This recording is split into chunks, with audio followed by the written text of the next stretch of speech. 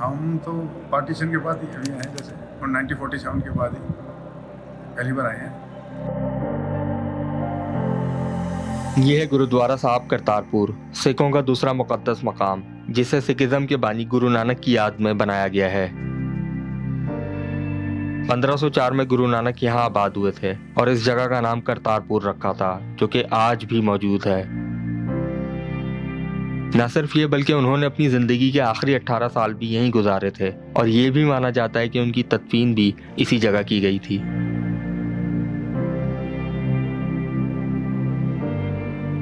करतारपुर से 60 किलोमीटर के फासले पर है गोल्डन टेम्पल, सिखों का सबसे मुकद्दस मकाम, जहां उनकी मुकद्दस किताब भी मौजूद है।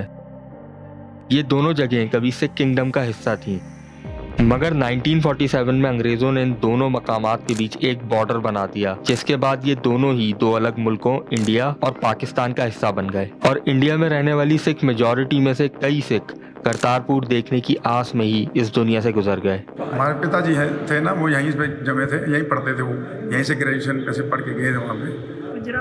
गुजरावाले के रहने वाले हम, गुजरावाला हम तो पहले तो बोलते थे मैं दोबारा अपना घर देखना चाहता हूँ वहाँ पे, तो जहाँ में हम रहते थे, क्योंकि हम 47 में सब भागे, सब छोड़ के यहाँ पे अपना सब घर बार छोड़ के भागे, पर उनको मौका नहीं मिला। भी कुछ चंद साल पहले, 10 साल पहले वो चले गए दुनिया से।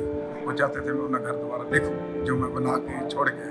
लेकिन सिर्फ यही एक अननेचुरल बॉर्डर नहीं है, बल्कि अंग्रेजों ने दुरंत लाइन खींचकर नॉर्थ वेस्ट फ्रंटियर को डिवाइड किया, पार्टीशन ऑफ बंगाल और पंजाब के जरिए सब कॉन्टिनेंट में आर्टिफिशियल स्टेट्स पैदा की और सबसे इम्पोर्टेंट बात, कश्मीर का तनाजा खड़ा किया। तो उन्होंने ये कैसे और क्यों किया, आज मैं आपको बताऊंगा कि आखिर बड़ी गेम क्या थी, जो कि आज से पहले आपने कभी नहीं सुना होगा। तो फिर तैयार हो जाइए पार्टीशन ऑफ इंडिया की जियोपॉलिटिकल रियलिटी को समझने के लिए। मेरा नाम है हारिस अहमद खान और आप देख रहे हैं पार्टीशन ऑफ इंडिया की geopolitical reality. 1947, Independence Day for India. As the new dominions of Pakistan and India take over their own affairs, communal hatred flares up in the Punjab. 1 million people become refugees overnight. Partition of India के हवाले से हमें बहुत से नजरिए मिलते हैं और आज तक आप लोगों को गेस करते ही देखेंगे कि इस बंटवारे की आखिर वजह क्या थी। चाहे रिसर्चर्स हों या आम आदमी, कोई भी ये क्लेम नहीं कर सकता कि सिर्फ उसकी बताई हुई कहानी सच है। ऐसा क्यों है? तो ये कोई इत्तेफाक नहीं बल्कि बाय डिजाइन है और इसे कहते हैं divided empire, means divide and rule. 1800s में पूरी दुनिया पर ब्रिटिश एम्पायर का राज था और सब कॉन्टिनेंट जिसे यूनाइटेड इंडिया भी कहा जाता था वो भी इससे कुछ मुख्तलिफ ना था। तो 1857 में ब्रिटिश इंडियन आर्मी में इंडिया से ताल्लुक रखने वाले फौजियों ने बगावत की, जिसे देखते ही देखते मुख्तलिफ स्टेट्स ने ज्वाइन कर लिया। अब इस लड़ाई को हिंदू मुस्लिम साथ मिलकर लड़ रहे थे। इसमें आखिरी मुगल बादशाह बहादुर शाह जफर भी थे, तो झांसी की रानी भी। और ये ब्रिटिश इंडियन आर्मी के लिए इतना बड़ा शौक था जिसे उन्होंने टेक्नोलॉजिकल एडवांटेज होने के बाइस कुचल तो दिया मगर कभी भूले नहीं। तो यहाँ से उन्होंने डिवाइडेड एम्पायर यानी कि डिवाइड एंड रूल की वो रूलिंग स्ट्रेटेजी अपनाई जिसे रोमन्स ने इजाद किया था और जिसे इस्तेमाल करके उन्होंने दुनिया पर सदियों हुकूमत की। अब ब्रिटिश ने इस पर काम शुरू किया और न सिर्फ इंडिया बल्कि जहाँ जहाँ रूल किया वहाँ रिलीजियस, सोशल और पॉलिटिकल डिवाइड्स पैदा किए। जैसे इंडिया में हिंदू मुस्लिम कम्युनिटीज के बीच रिलीजियस डिवाइड्स, तो मिडिल ईस्ट में अरब्स और ऑटोमन टर्क्स के बीच रेशियल डिवाइड्स। जितने ज्यादा ग्रुप्स उतनी ज्यादा कहानियां और हर एक के नजदीक उनकी कहानी सच्ची और दूसरे की झूठी। तो इस तरह ब्रिटिश ने बाआसानी पूरी दुनिया पर हुकूमत की। 1940 तक कोई ये नहीं कह सकता था कि जिस ब्रिटिश एम्पायर के बारे में ये कहा जाता था कि उसमें कभी सूरज गुरूब नहीं होता, उसका भी सूरज कभी गुरूब हो सकता है। मगर वर्ल्ड वॉर 2 के बाद ऐसा ही हुआ और वर्ल्ड वॉर 2 के खत्म होते ही 1945 में ब्रिटेन माशी तौर पर इस पोजीशन में नहीं रहा कि वो अपनी दुनिया भर में मौजूद कॉलोनीज को रूल कर सके। तो आखिर ये बात तो तय हो गई कि अब उन्हें इंडिया से जाना ही था। मगर सवाल ये पैदा होता है कि अगर उन्हें इंडिया से जाना ही था तो वो इंडिया को यूनाइटेड छोड़ते या डिवाइडेड, इससे उन्हें क्या फर्क पड़ता था? तो यहाँ से कहानी शुरू होती है उनके बड़े जियोपॉलिटिकल गेम की, जिसे समझने के लिए हमें वापस हिस्ट्री में जाना पड़ेगा। 1800s में ब्रिटिश एम्पायर अपनी सबसे कीमती कॉलोनी इंडिया पर रूल कर रही थी और उसके बिल्कुल सर पर उसकी दुश्मन रशियन एम्पायर मौजूद थी। इन दोनों एम्पायर्स के बीच सेंट्रल और साउथ एशिया पर इन्फ्लुएंस के लिए कंपटीशन चल रहा था, जिसे द ग्रेट गेम भी कहा जाता है और जो 1900s तक जारी रहा। तो ब्रिटिश को ये डर था कि रशियंस जो सेंट्रल एशिया में दाखिल हो चुके हैं अब वो साउथ एशिया में भी आएंगे और इंडिया को इन्वेड करने की कोशिश करेंगे और गेटवे बनेगा ये रीजन,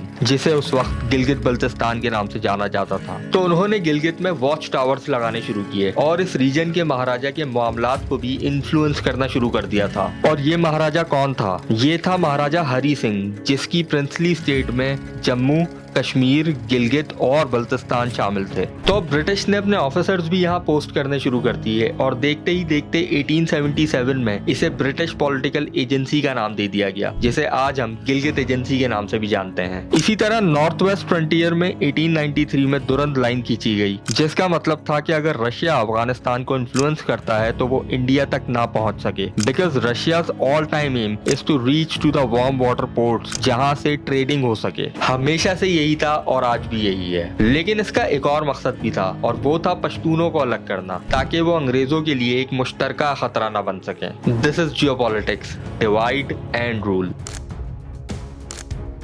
सालों बाद 1922 में रशियन एम्पायर अब सोवियत यूनियन बन गई थी, मगर थ्रेट वही था। तो ब्रिटिश ने गिलगित में ट्रूप्स डिप्लॉय करना शुरू कर दिए अपने नॉर्दर्न बॉर्डर को बचाने के लिए। साथ ही उन्होंने एक और काम किया कि उन्होंने महाराजा हरी सिंह को प्रेशराइज करके एक ब्रिटिश इंडियन आर्मी कर्नल, जिन्हें कर्नल कैल्विन कहा जाता था, उन्हें हरी सिंह का प्राइम मिनिस्टर बना दिया। कर्नल कैल्विन ने महाराजा से गिलगित एजेंसी को ब्रिटिश गवर्नमेंट को 60 साल लीज पर दिलवा दिया, जिसके बाद वहाँ पहली ब्रिटिश एयरफील्ड बनी और इस तरह गिलगित बल्तिस्तान को एक बफर बना दिया गया अगेंस्ट सोवियत रशियन इन्वेजन। तो इससे हमें पता चलता है कि ये रीजन जम्मू, कश्मीर, गिलगित और बल्तिस्तान जियोपॉलिटिकली कितना इंपॉर्टेंट है और महाराजा हरी सिंह ब्रिटिश पर कितना डिपेंडेंट था।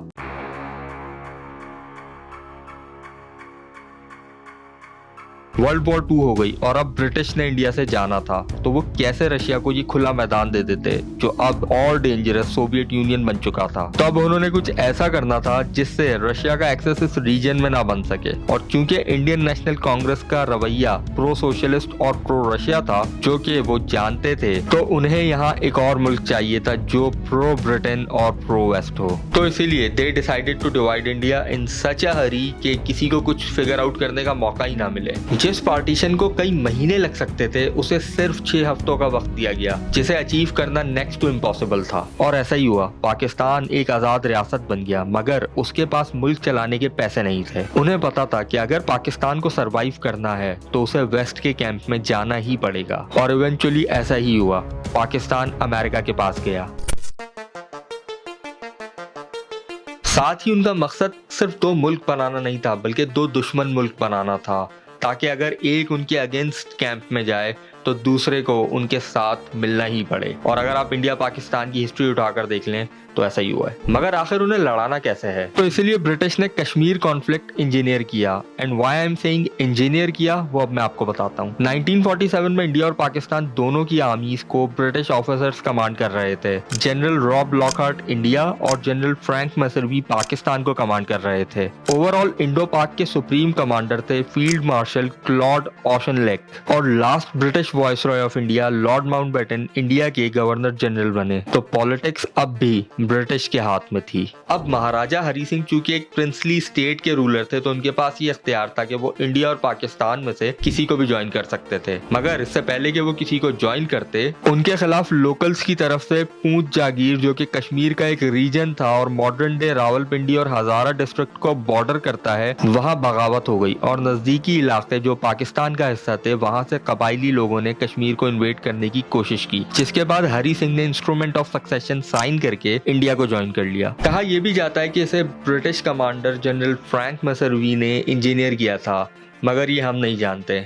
हम तो सिर्फ डॉट्स को कनेक्ट करके मायने निकालने की कोशिश कर रहे हैं। इसके बाद कश्मीर को लेकर इंडो पाक वॉर ऑफ 1948 हुई, जिसमें दोनों तरफ के ब्रिटिश ऑफिसर्स को ये इंस्ट्रक्शंस मिली कि वो इस वॉर में हिस्सा नहीं लेंगे। यहाँ तक कि ये भी कहा जाता है कि इस जंग के दौरान दोनों फोर्सेस के ब्रिटिश कमांडर्स एक दूसरे से क्लोज कांटेक्ट में थे। और सबसे इंटरेस्टिंग बात ये कि जब इस जंग के दौरान पाकिस्तान के जनरल फ्रैंक मैसरवी लंदन गए और जनरल डॉगलस ग्रेसी ने उनकी जगह चार्ज संभाला, तो उन्होंने मोहम्मद अली जिन्ना के कश्मीर के लिए जंग करने के ऑर्डर्स को मानने से इनकार कर दिया था। इस तरह जब सीज फायर हुआ तो दोनों मुल्कों के बीच कश्मीर रीजन का बंटवारा हो चुका था, जिसके बाद ये कॉन्फ्लिक्ट हमेशा खराब से खराब तर ही होता रहा। और इस तरह ब्रिटिश ने जाते जाते भी इस रीजन में अपने जियोपॉलिटिकल इंटरेस्ट बरकरार रखे।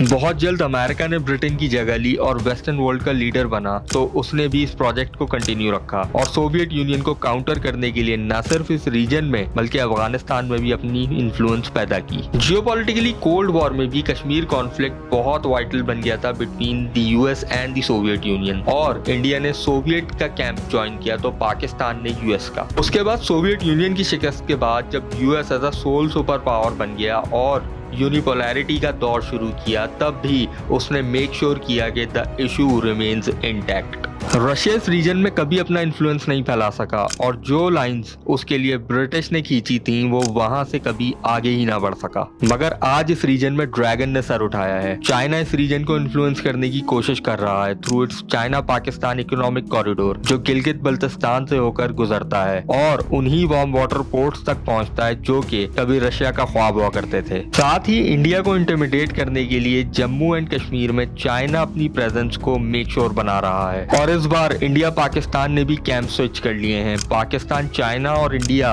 इस वक्त यूएस के कैंप में है, मगर इशू वहीं का वहीं है और विद टाइम और भी खतरनाक हो सकता है। मगर एक बात तो तय है कि आज भी इस रीजन की जियोपॉलिटिकल इंपॉर्टेंस होने के बायस ये मसला हल होता नजर नहीं आता। हजारों सालों से ताकतवर मुल्कों ने अपने मकासद के लिए छोटे मुल्कों को निशाना बनाया है, उन्हें लड़वाया है और उनका इस्तेमाल किया है। पार्टीशन ऑफ इंडिया भी इससे कुछ मुख्तलिफ ना था और उसको बुनियाद बनाकर वेस्टर्न पावर्स ने सिर्फ इस रीजन में अपने जियोपॉलिटिकल इंटरेस्ट को प्रोटेक्ट किया है और अपने हरीफों को आगे बढ़ने से रोका है, जो वो आज भी कर रहे हैं। मगर इस सब में नुकसान सिर्फ आम इंसान का ही होता है। आप सोच रहे होंगे कि मेरे चैनल पे कोई और शख्स कैसे आ गए, क्या कर रहे हैं, क्यों है। ये असल में हारिस अहमद खान साहब हैं, मेरे दोस्त हैं, सहाफ़ी हैं, अपना यूट्यूब चैनल भी चलाते हैं। आप इनका काम भी देख सकते हैं इनके चैनल पर। हुआ ये कि इन्होंने मुझसे कहा कि अब्बास, मैं तुम्हारे ऑडियंस के लिए अगस्त का मौका है, एक एक्सप्लेनर बनाना चाहता हूँ। मैंने कहा 100 बिस्मिल्लाह। तो उनका काम आपके सामने आ गया। ये बनाया इसलिए गया कि तारीख का एक ये जाविया भी आपके सामने आ जाए। आप इस पर गौर कीजिए, चीज़ों को देखिए, समझने की कोशिश कीजिए और अगर हारिस अहमद खान साहब का काम आपको अच्छा लगता है तो उनके चैनल पर भी जाकर उनकी हौसला अफजाई कीजिए, तहसीन कीजिए और हो सके तो सब्सक्राइब कीजिए। आखिर में ये बात कि जिस तरह आपने ये एक्सप्लेनर देखा, मैंने भी आपसे चंद ही घंटे पहले देखा ये अपलोड करते हुए। ये मुकम्मल हारिस अहमद खान साहब ने बनाया, तमाम ही मेहनत उनकी थी, तमाम आइडिया, तमाम नैरेटिव, तमाम राय उनकी थी। इस वीडियो के लिए आप और मैं दोनों सामईन और नाज़रीन थे।